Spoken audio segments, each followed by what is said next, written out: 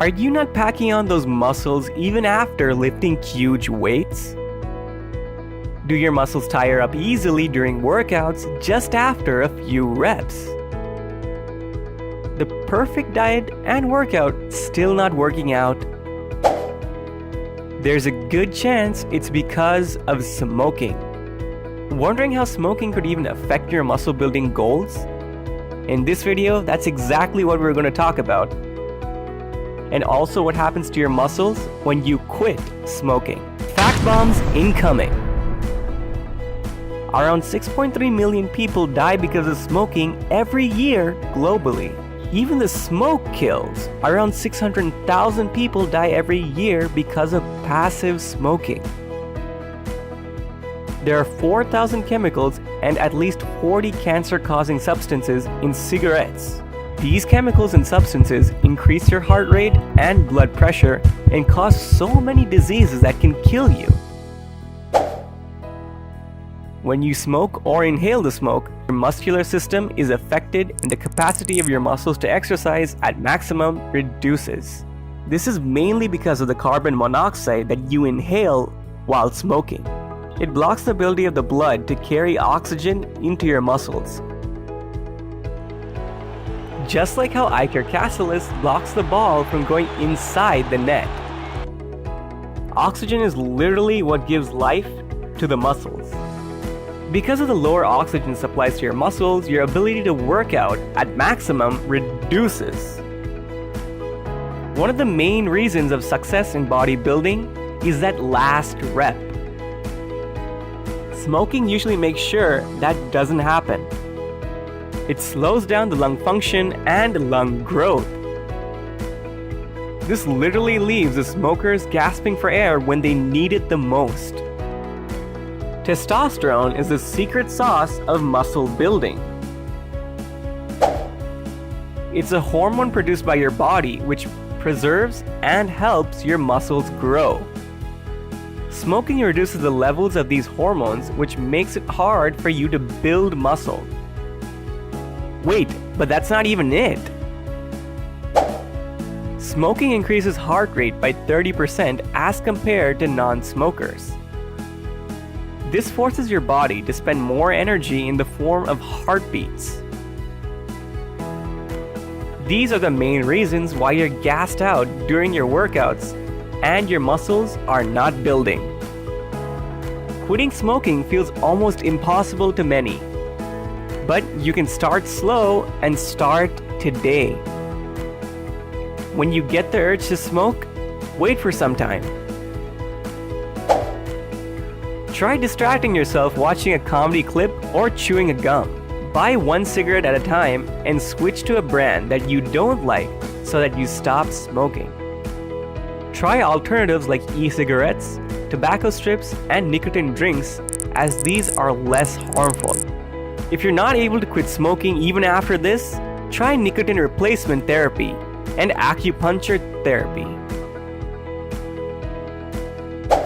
The initial stages may be hard, but it'll do a world of good if you stay quitting. Your muscles will get the oxygen they need and they'll start to grow. Your immune system will get stronger, but most importantly, you will be able to build muscle and bulk up. Hey Bruce Banner, ready to quit smoking and become the Hulk finally? What is the first step you'll take towards quitting smoking? Let us know in the comments below. Here's something for you to think about. If you're intelligent, does that mean you'll be happy as well? Does a high IQ in any way enhance your experience of life?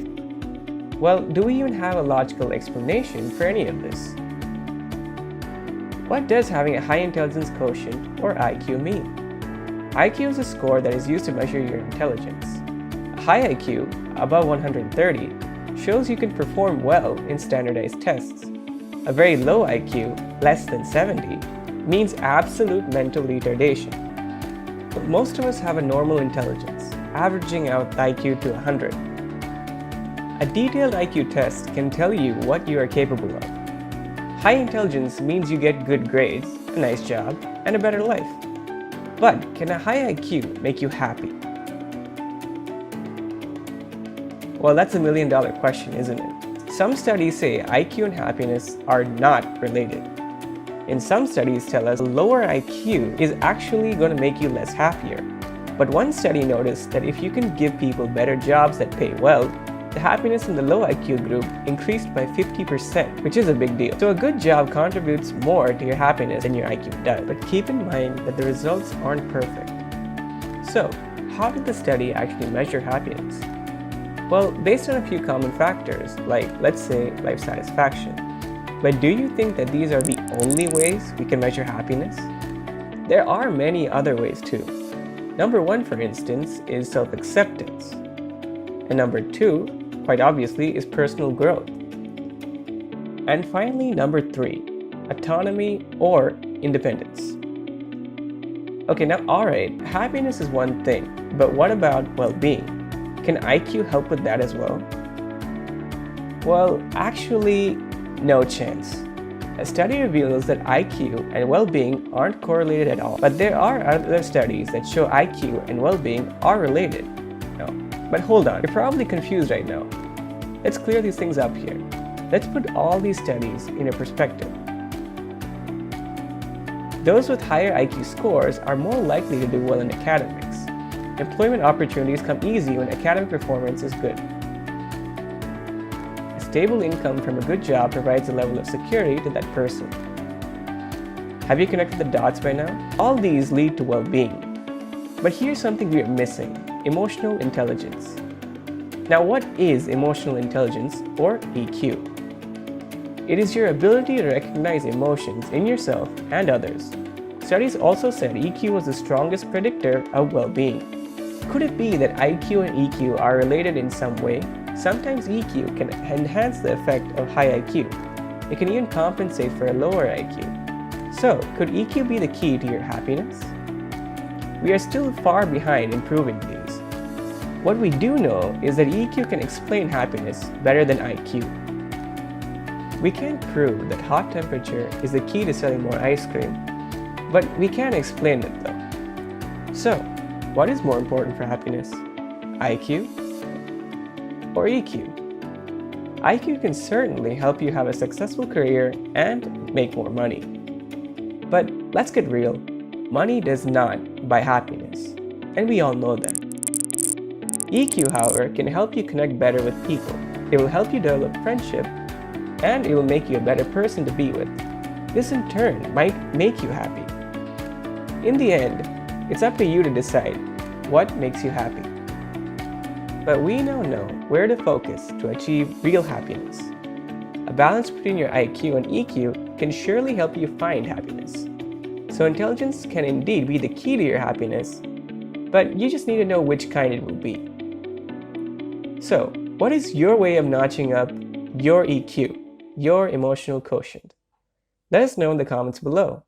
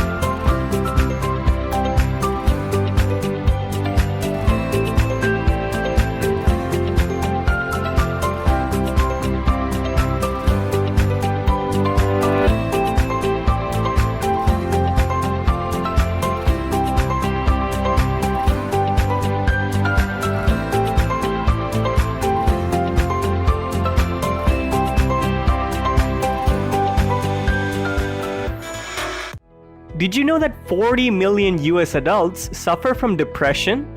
It's the deadliest disease of the 21st century that takes life's meaning away from so many young people. If you have it or know someone who does, you can help them. Thankfully, there are many ways to treat it.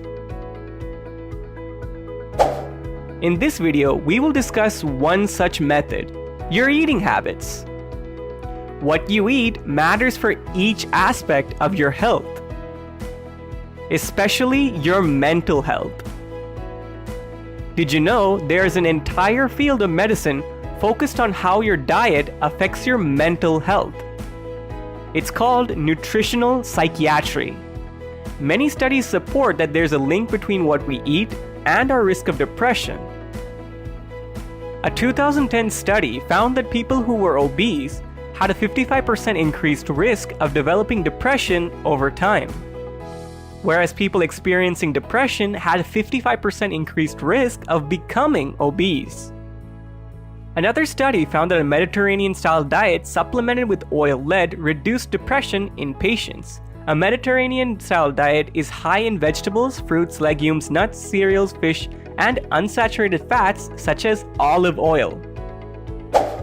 So healthy foods and a good diet improve your mental health. But what happens when you eat unhealthy foods or follow a poor diet? A 2014 study found that a poor diet was linked to poorer mental health. A poor diet usually has high levels of saturated fats, refined carbohydrates, and processed foods. Your first step can be to avoid these foods. But what can you eat to get a mind as fit as a stallion's? The key is to eat foods that pack more nutrients and fewer calories.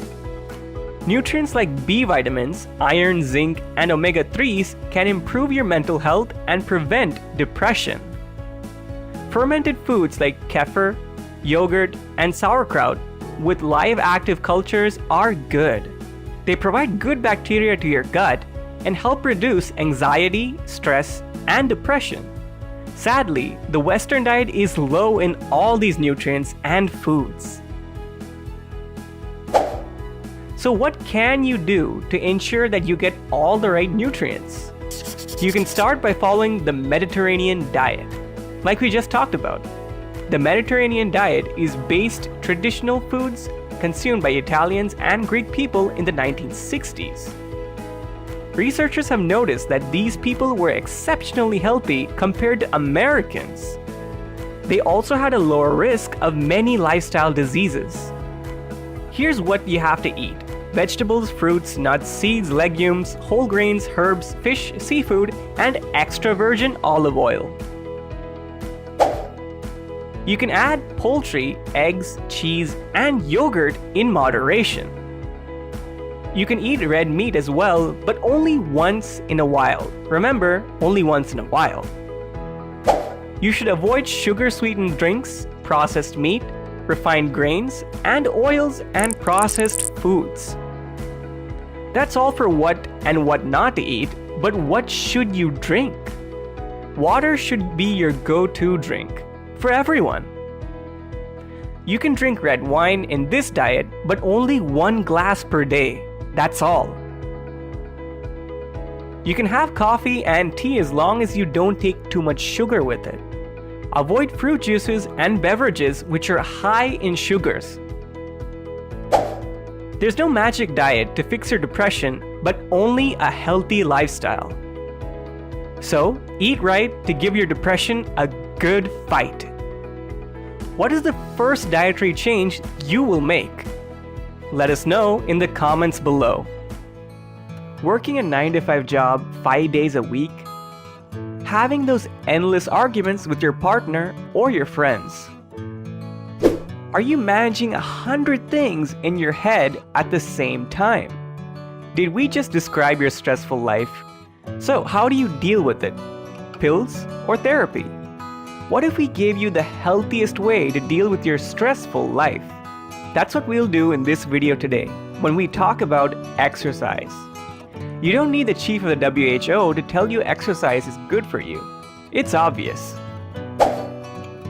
So what what does it do to your body though? Exercise improves blood flow and our body's ability to utilize oxygen. It helps increase your heart rate, which raises your core temperature. Getting your heart rate up leads to more blood flow to your brain, helping it function better. Just like how a properly conditioned CPU for your PC helps the software to work properly. A recent Harvard study found that exercise can increase the size of the hippocampus. It's the part of your brain associated with memory and learning. But how does it help you cope with your stressful life? When you're stressed, your heart races, breath quickens, and your muscles get ready for action. Stress can intensify tension, headaches, and can cause insomnia. Chronic stress can even lead to risk of heart disease. Everyone gets stressed from time to time, but you need to manage it. Make no mistake, even exercise can put your body into a moderately stressful state. But it's a good kind, as it increases your brain's production of endorphins. Endorphins are feel-good neurotransmitters which make you feel happy. This is why you feel a sense of euphoria and happiness after you exercise. As exercise puts your body in the good kind of stress, it releases the stress hormone cortisol. It's like a nurse, it takes care of your body when you're anxious or in tension. So you need cortisol and endorphins to calm you down when you're stressed. Now you know what you need to do. Exercise. The American Heart Association, AHA, recommends exercising around 150 minutes per week. They suggest you can break it down into 30 minutes of exercise for 5 days a week. The AHA also encourages you to do 2 sessions of muscle strengthening activities in your weekly routine. If you can't fit it all in a full 30-minute session, then you can try to do 3 10-minute sessions. Along with easing your stress, exercise will also help you become stronger. You don't have to be a marathon runner to experience stress relief from exercise. Even moderate activities like biking, jogging, and dancing. Any type of exercise can increase your fitness and decrease your stress. But choose an activity that you enjoy rather than dread. If you're out of shape or new to an exercise, then get some guidance. If you're completely new to exercise, build your physical activity level gradually. You can start by doing 20-minute sessions of aerobic exercise a week and increase it from there. To deal with long-term stress, you need to put your body in a short-term positive stress with exercise. What's it going to be for you? Strength training or cardio? Let us know in the comments below.